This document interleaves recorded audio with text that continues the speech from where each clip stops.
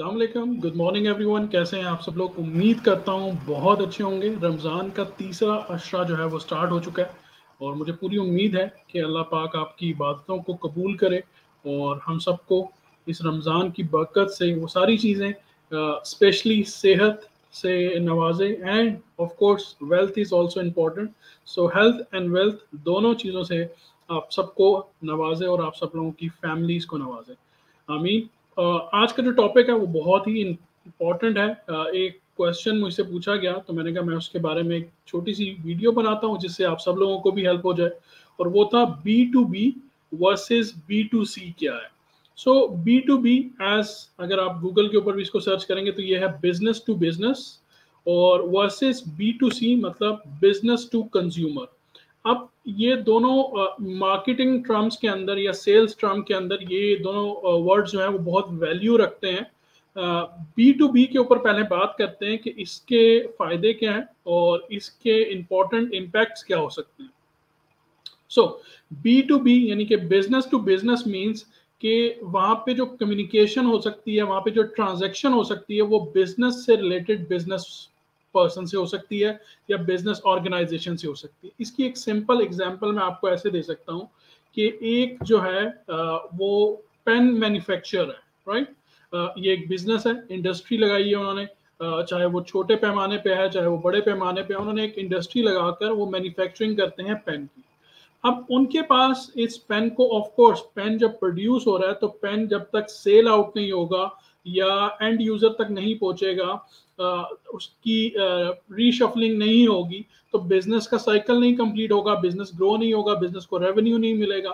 तो इसके अंदर उनके पास दो ऑप्शन है। एक ये कि वो बिजनेसमैन जो है या बिजनेस इंडस्ट्री जो है वो कंज्यूमर के पास डायरेक्टली जाए जिसको बी टू सी कहेंगे, या वो बी टू बी करें, बिजनेस टू बिजनेस अप्रोच करें, और जो नेक्स्ट बिजनेस पर्सन होगा या बिजनेस ऑर्गेनाइजेशन होगी वो कंज्यूमर तक अप्रोच कर सके।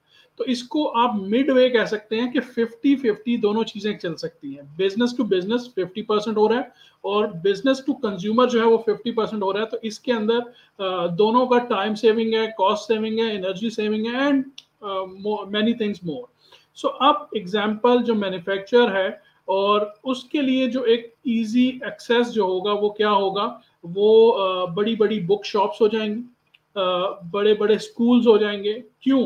क्योंकि वहाँ पे जो स्कूल्स हैं उसके पास जो स्टेशनरी की शॉप्स हैं वहाँ पे यूनिफॉर्म, वहाँ पे कॉपीज, वहाँ पे बुक्स, वहाँ पे और बहुत सारी चीज़ें जो है वो ऑलरेडी अवेलेबल हैं। अगर वहाँ पे पेन का एडिशन हो जाएगा या किसी भी इसी तरह की चीज़ का एडिशन हो जाएगा तो उसमें उनको एक प्रॉब्लम नहीं आएगा, क्योंकि उनके पास 1000, 2000, 5000 स्टूडेंट्स जो हैं वो डेली बेस के ऊपर आते हैं, पढ़ाई करते हैं, और वो वहाँ पर जो है ऑफ कोर्स पेन खत्म हो जाएगा तो उनके पास इजीएस्ट सोर्स क्या होगा कि बुक स्टोर या स्टेशनरी शॉप पे जाएं और वो वहां से खरीदें। तो this is called B to B business model.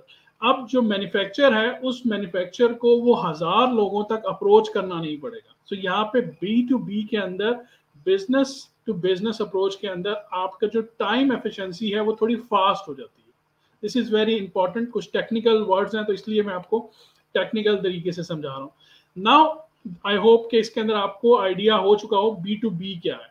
Now will come to B to C. B to C क्या है कि business to consumer. Like I said कि जो स्टेशनरी शॉप है उन्होंने बिजनेस स्टार्ट किया हुआ है, लेकिन उनके पास क्या है, उनके पास मल्टीपल प्रोडक्ट्स हैं। उनके पास बुक्स हैं, उनके पास पेपर्स हैं, उनके पास जो पेपर पैड्स होते हैं, उनके पास वाइट बोर्ड्स हैं, उनके पास मार्कर्स हैं, उनके पास कलर्स हैं, उनके पास पेन का एडिशन अगर हो जाएगा तो there is no harm in it.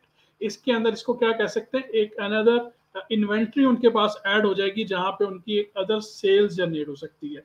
तो बी टू सी जो है वो बेसिकली एक ऐसा सोर्स है कि जहां पे कंज्यूमर जो है उसकी, जिसको हम सिंपल अल्फाज में कहते हैं वॉक इन कस्टमर्स, ठीक है, वॉक इन कस्टमर्स जो है वो जहां पर ज्यादा होते हैं तो बी टू सी मॉडल जो है वो वहां पे ज्यादा जल्दी सक्सेसफुल होता है। इसलिए अगर आप किसी रिटेलर स्टोर से पूछें कि वो जब शॉप को लोकेट कर रहा होता है या शॉप को देख रहा होता है कि मैंने कहाँ पे दुकान खोलनी है, तो उसका जो पहला कंसर्न होता है वो ये होता है कि शॉप की लोकेशन जो है वो कैसी है, वहां पे कितना फुट स्टेप जो है वो वॉक इन करते हैं, कितने लोग वहां से गुजरते हैं, कितने लोग उस मार्केट में आते हैं, उससे क्या होता है उनको एक एनर्जी मिल जाती है कि अगर वहां पे डेली 100-150 कस्टमर्स आ रहे हैं तो उनकी 100-150 प्रोडक्ट जो है वो डेली निकल सकती हैं, डेली बेस के ऊपर उस बिजनेस को फ्लो मिल सकता है। So this is called B2C। Of course B2C के अंदर सिर्फ एक चीज है कि उनको कुछ प्रोडक्ट्स को थोड़े टाइम के लिए होल्ड करना पड़ता है। होल्ड इसलिए करना पड़ता है, लेट्स सपोज अगर उन्होंने 1000 पेन जो है वो बाय कर लिए या 10,000 पेन जो है वो बाय कर लिए, तो वो 10,000 पेन जो है वो एक दिन में नहीं निकलेंगे, एक हफ्ते में नहीं निकलेंगे, हो सकता है एक महीना लग जाए। देन उनको सीजन वाइज जो है वो चीज़ों को ऑर्गेनाइज करना पड़ता है। लेट्स सपोज जो पेपर का सीजन होता है या कुछ ऐसे सीजन्स होते हैं जैसे समर वेकेशन जो होती हैं, उसके अंदर उनको रजिस्टर्स जो होते हैं उनका स्टॉक जो है वो बल्क क्वांटिटी में रखना पड़ता है। इसी तरह जब उनके पेपर एग्जाम्स जो है वो ख़त्म होते हैं तो उनको न्यू बुक्स जो है या न्यू कॉपीज जो है वो बल्क स्टॉक में रखनी पड़ती है। लेकिन ऑफ कोर्स उनकी यूटिलाइजेशन इतनी होती है कि उनका स्टॉक जो है वो जल्दी यूज हो जाता है। तो इसलिए B2C मॉडल भी 50-50 जो है वो वर्क करता है। एंड आई होप कि आपको इस शॉर्ट सी वीडियो के अंदर मैंने B2B and B2C B plus B2C जो है वो दोनों वर्सेस के अंदर समझा चुका हूँ कि इन दोनों चीज़ों के अंदर बिल्कुल बिजनेस टू बिजनेस भी फायदा है और बिजनेस टू कंज्यूमर भी उतना ही फायदा है। किसी भी चीज़ को आप बिजनेस साइकिल के अंदर इग्नोर नहीं कर सकते। It's just a matter how well plan you do B2B, how well plan you do B2C. So I hope आप लोगों के इसी तरह क्वेश्चंस आते रहेंगे और मैं इनके ऊपर शॉर्ट वीडियोस बनाता रहूंगा। Thank you so much for watching. Thank you so much. Allah Hafiz.